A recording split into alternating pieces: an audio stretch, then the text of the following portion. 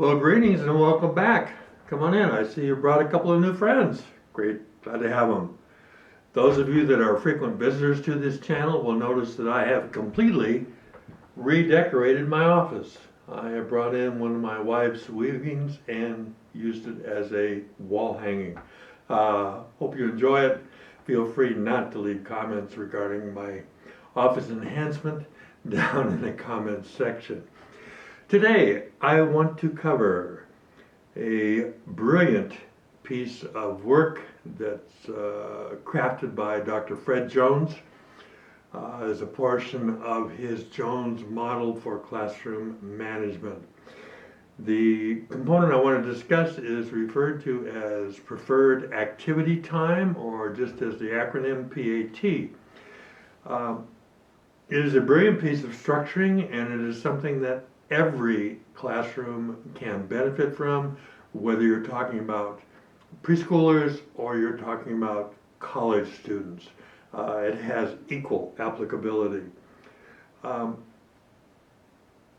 is a reward system. Now, there's a lot of debate as far as in the educational community regarding the use of rewards. The pluses are that in the short term you tend to get the behavior you wish. Some of the negatives are that once you remove the reward, the behavior you wished stops entirely, which isn't certainly the goal that you have as a teacher. The key point that Jones brings into play here is that the reward is authentic. And what does that mean? That means it's appropriate to the students, and it is appropriate for them to pursue on both angles. So it's more than, yes, we know that the little guys tend to love, to do anything for a gold star, and for them that's an appropriate reward, and that's an appropriate piece of motivation. But once you get into students who start to get into third grade and above, then somehow the benefit of a gold star drops off dramatically. Some teachers then switch to sweets or candy or food, and many of us have problems with that. Excuse me. And so this is a product brought forward by Jones to say, all right, let's strip away all the subjectivity from the reward system, and let's design it so that it can work properly. Key components of PAT. Number one, it is not, and the literature doesn't seem to bring this out, so I want to bring this to your attention. It is not an additional thing to put into your day. And I can hear kind of, thank you, I don't have to learn another thing. Well, you do need to learn something new, but it is not something you need to schedule as an additional item or an add to or an extension of. PAT is earned as your class saves time. So it's like a savings account, effectively, where if you meet your class out in the hallway and you say, there's bell work up on the board, and I want you to enter the classroom quietly, immediately start on that bell work, and the timer will go off in 5 minutes, and we will discuss it. Okay, so you've already blocked out a 5-minute patch there, haven't you?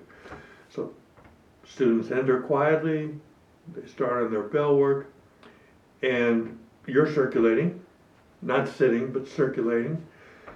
And you notice that 3 minutes into the bell work, class is done.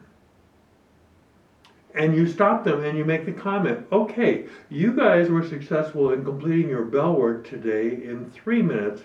That's 2 minutes I'm going to credit toward preferred activity time. All right? And as you work through the day, same situation. You set a time parameter on a particular task. If they need the entire thing, that's fine. You're not encouraging them to dash through the work, but you are encouraging them to have proper behavior, to be efficient with their production, and to perhaps earn additional PAT. So you're going to pick up little increments and make sure that your increments are small, because if you have 15 minutes saved by the end of Monday, if you extrapolate that times 5, you're going to be looking at a preferred activity time on your Friday, if that's when you want to schedule it, of 75 minutes. And no, that's not what you want to do. So that's how they earn time. How do they lose time? Well, they don't gain time by utilizing the blocks of time that you've allowed. They gain time by being more efficient. They lose time by being disruptive. Now, this is not intended as a punishment piece. It is intended as a frank, direct approach to your students to confirm that your expectations are for good behavior. And when that good behavior doesn't occur, and it could just be with one person, and Jones takes that into account, you can lose a minute of preferred time. Pardon me. So there clearly is engineered into this activity, into PAT, a peer pressure issue. Not a bullying issue, but a peer pressure issue. So that they will work together. Oh, come on, let's keep it straight. We can do this. All right? So there clearly is a component of peer pressure. You don't want to exactly highlight that and encourage it, but it will happen. Hopefully it will evolve on its own. We talked about small increments, scheduling. When do you reward your class? Well, it's going to be driven pretty much by the grade level and the age of the students you have. If you've got wee little ones, you might reward them twice a day, okay? Just before we go to lunch. We've got 3 minutes of preferred activity time. Let's go over to the reading center, okay? And then you do it again in the afternoon, because that's what matches their attention span. As you get into the older grade levels, you may find yourself shifting to, it's a Wednesday, Friday component for your elementary people. You want to match the reward with the student's attention span. And if pushing it out to Friday in second grade makes no sense at all, it has nothing for them to work toward, and they can't conceptualize that, then don't do it. Push it to Wednesday, all right? Certainly your middle school kids and your high school kids can deal with once a week, and maybe even further out. So Friday afternoon is a perfect time to schedule your preferred activity time. Now, a couple of additional pieces need to be made very clear. The class decides what they want to do. Got that? The class decides what they want to do. And that isn't to say that you, as the adult in the classroom, can't guide them toward a couple of options as opposed to having it be wide open. Absolutely. That's what all great educators do, is they guide the class, and rarely they don't know they're being guided. Okay? So you guide them to a couple of options, they choose one of them. And generally they'll choose when they want to do the time too. But that's perhaps a little bit more up to you. Generally, I will seek to make everything from a positive aspect, but in this case, there's one negative aspect I need to add, is that PAT is not free time. Let me repeat that. PAT is not free time. Okay? It is a class-selected activity, and it is a whole class participated activity. You don't do PAT for 1 or 2 kids or students. It is a whole class activity. Time earned is based upon time saved. Poor behavior causes a detraction from the time earned. Okay? That's pretty much it. And once again, I want to stress that this is something that should work equally as well, whether you've got 3-year-olds or 23-year-olds. Because everybody likes to have a reward. The key is catering that reward to the appropriate age level that you as a teacher are experiencing. Let's look back and cover the basics again. It's a reward system, but the difference is that the rewards are authentic because they are student selected.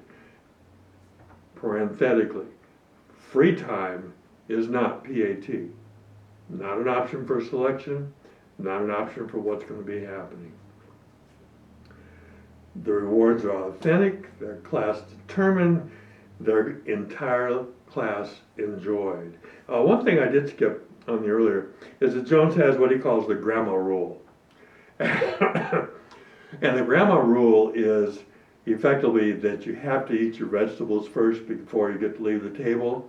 So you need to do the work first. You need to complete a task before you receive an incremental piece of reward toward PAT. Don't flip that, please. They'll say, well, I'm going to reward you, but then I expect that this is going to happen. Nope, we as educators know that's not reality. That's not how things work. All right? Incremental PAT is earned by tasks, by time saved on other classroom tasks. You'll want to keep a timer. I'm going to stress this repeatedly in a number of the tapes. You'll want to keep a timer with you. Just an old kitchen wind-up timer. Not a digital, just a wind-up timer that makes a clatter, clang, bell, whatever you got. Okay? PAT is earned in small increments. Scheduling is dependent upon and is driven by the age level of student that you have, as far as them being able to tie what they're doing right now with what they are earning and what the reward will be. That's the whole flow of the project here. All right? That pretty much covers it. I'll be covering the Jones model in a separate video. But for now, that's the issues under preferred activity time. Let's get you back to class.